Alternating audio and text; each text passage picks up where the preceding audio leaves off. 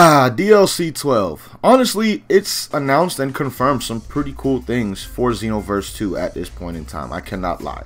I mean, finally we're getting Topo in the game as a playable character. Also, finally we're getting a Tournament of Power story in some way, shape, or form. It's not like a true Tournament of Power story or anything like that. It's more along the lines of what we saw for the Supreme Kai of Time and Majub in terms of an extra mission. But at the same time, it will offer some story features, which is long overdue for the Tournament of Power. So that's definitely cool to see without doubt in this DLC. And probably the coolest thing that has been announced by far at this point is the fact that we can vote on the next character that will be coming to this game.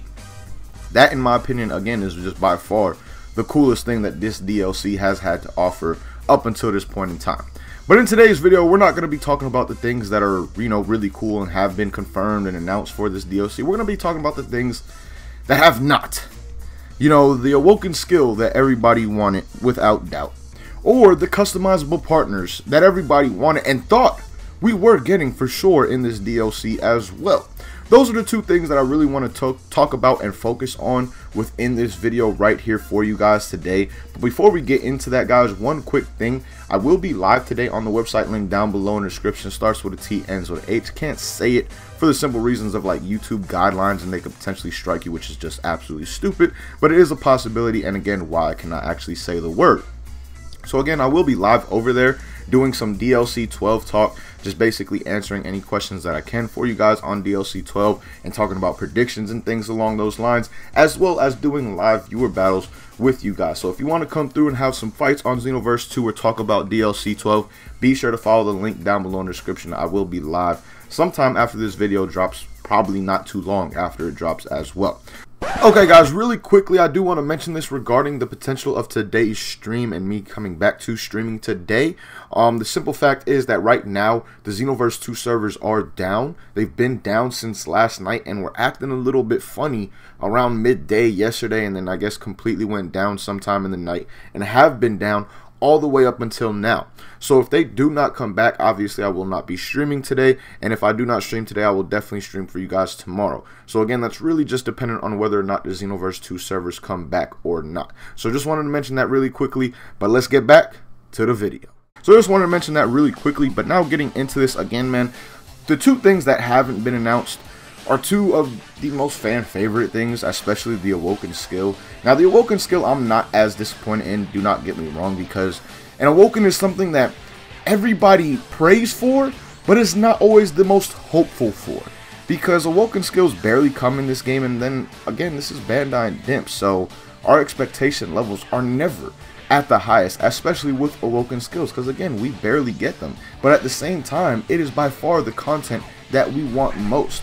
And sadly, it does not seem like DLC 12 is going to be adding an Awoken skill. Now again, there is one more V-Jump scan most likely to come for this DLC before it actually releases in March. So we could possibly see an Awoken skill in that V-Jump scan. But honestly, guys, I do not think that it will happen. It does not look like it's going to happen, and our hopes for a God of Destruction Awoken or anything along those lines, again, are just not looking good at this point. But at the same time, it's not the thing that I'm most disappointed about in this video and the main focus of this video, because the main focus really is the customizable partners, man.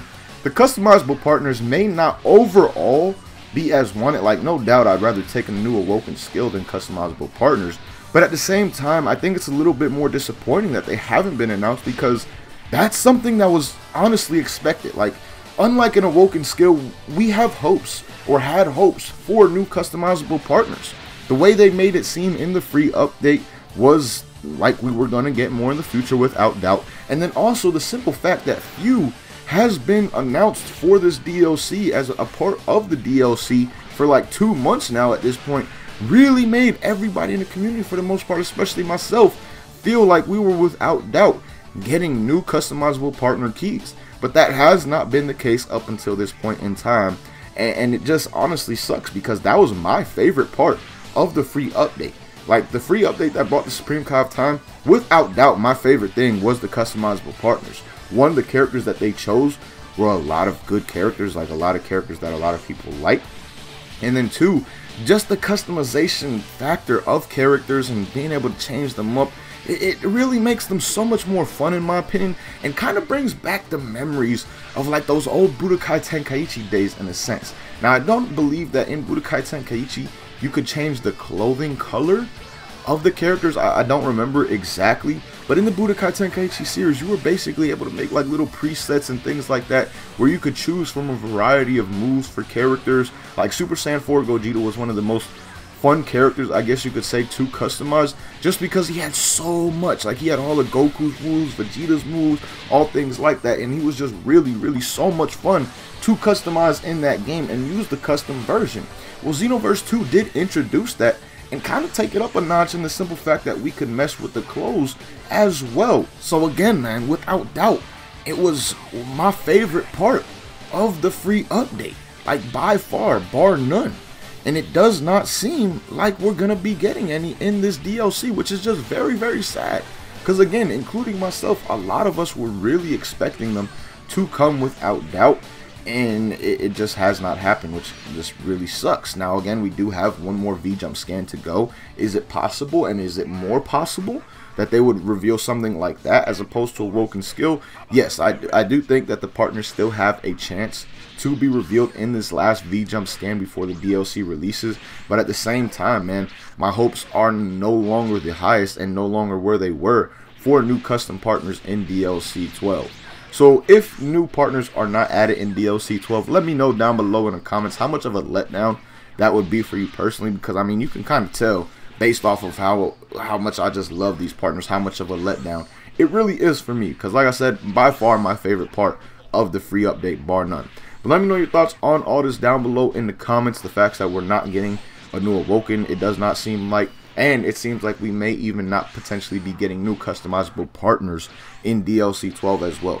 Let me know your thoughts on that down below in the comments. But as always, man, thank you guys so much for watching. Hope you guys enjoyed. Until next time, hope you have a good day. Peace, y'all.